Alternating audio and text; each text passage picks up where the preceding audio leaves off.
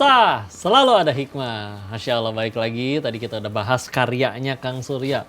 Sekarang kita fokus kepada individunya ya. Dan kau juga penasaran bagaimana beliau mengatur waktu sambil kuliah, S2, mengajar, bikin alat.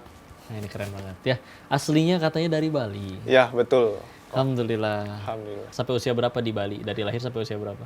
Saya dari lahir itu sampai lulus SMA Di Bali. di Bali.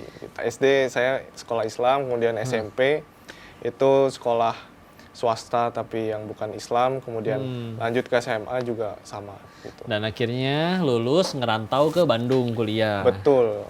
Alhamdulillah. Di kuliahnya sambil apa kegiatan UKM atau masuk mungkin LDK atau apa kegiatannya? Untuk saat S1 saya itu aktif juga di LDK. Lembaga dakwah kampus ya. Betul, lembaga dakwah kampus dari Telkom University itu namanya Alfat.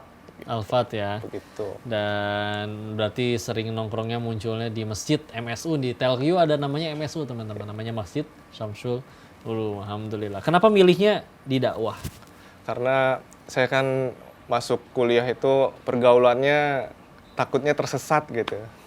Jadi pengennya coba cari organisasi atau komunitas Circle yang ya. bisa menjaga saya sendiri di Tanah rantau. Di tanah rantau. Iya. Mungkin ada permintaan nggak dari orang tua? Kamu ngapain aja kegiatannya di sana, nak? Mainnya teman-teman yang baik aja. Untuk dari orang tua selalu percaya sama apa yang saya pilih begitu.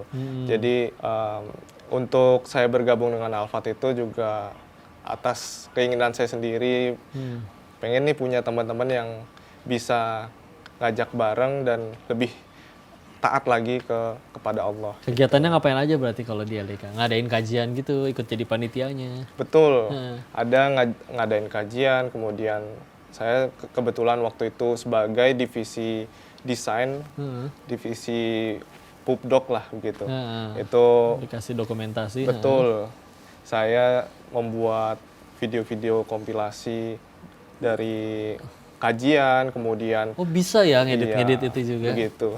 Di luar sana orang gitu. ada di sana orang ada yang benar-benar hidup dari kayak gituan loh, ngedit, dieditin, dibikin jadi konten-konten. Nah ini ternyata selain itu, padahal itu malah jadi side skill doang bagi beliau. Ini ada skill yang lain lagi ya. Kalau dari orang tua latar belakang mualaf katanya, betul ya? Betul, karena saya dari Bali, itu ibu saya itu asalnya asli Bali, menikah dengan ayah saya yang asalnya dari Solo. Untuk perjalanan mualafnya itu awal mulanya karena ternyata teman-teman dari ibu saya itu kebanyakan orang Islam juga waktu SMP begitu. Jadi udah familiar lah ya Iya. dari teman-teman.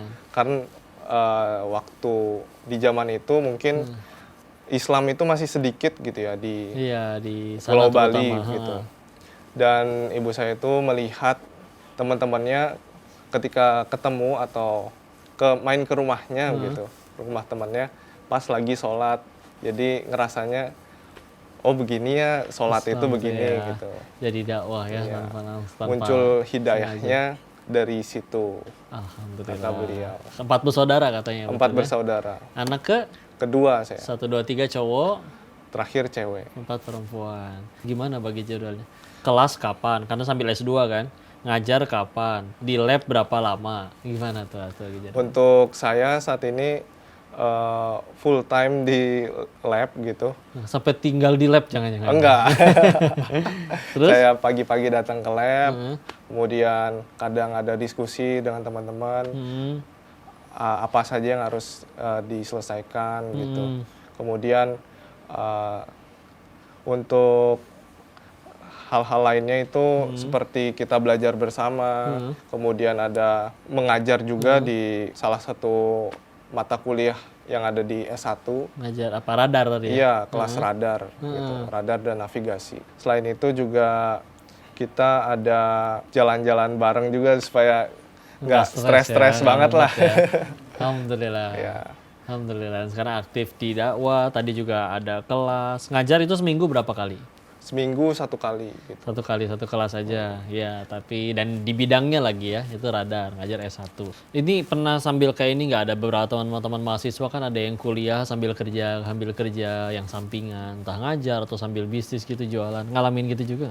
Untuk itu saya ngalaminnya sebenarnya dari beberapa proyek gitu, dari lab itu juga sambil kerja juga itu sebenarnya. Oh, itu gitu. di situ pun jadi dapat income ya, ada ya? Iya betul. Oh, Masya Dari Allah. proyek-proyek seperti pembuatan alat tralivide itu 1 bulan yang lalu saya ke Wonosobo itu karena ada produk yang sudah diminta oleh satu PT untuk diimplementasi di kebunnya begitu. Masya Allah Kang Surya ya. Terakhir dong pesan ke yang nonton, buat pemuda-pemuda di luar sana nih, yang jangankan berkarya, bangun-bangun mandi pagi aja udah males, nggak ada tenaga ya. Silakan dikasih motivasi. Untuk teman-teman semua yang kita masih di usia muda gitu, jangan gampang menyerah karena saat ini zamannya teknologi udah cepat, kita semua FOMO gitu ya. Iya.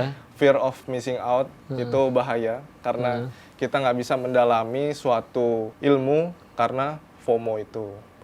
Jadi belajarlah dari yang paling dasar hingga kalian bisa menguasai yang Sampai titik benar-benar ahli ya. advance-nya. Masya Allah. Alhamdulillah. Makasih banyak Kang Surya. Alhamdulillah inspirasinya, sukses terus. Kalau nantikan ini karya-karya selanjutnya yang tentu bermanfaat banget bagi masyarakat Indonesia bahkan dunia. Mudah-mudahan ini juga bisa menjadi inspirasi bagi semua yang nonton untuk supaya jadi pemuda yang hebat, berkarya, dan ingatlah bahwa kita di masa depan itu tergantung dari hari ini kita ngapain aja. Ya, untuk itu jangan kemana-mana, sampai jumpa di acara sah selanjutnya dengan narasumber yang tentu tidak kalah hebat. Untuk itu sampai jumpa di episode selanjutnya, sampai jumpa di sah. Selalu ada hikmah. Assalamualaikum warahmatullahi wabarakatuh.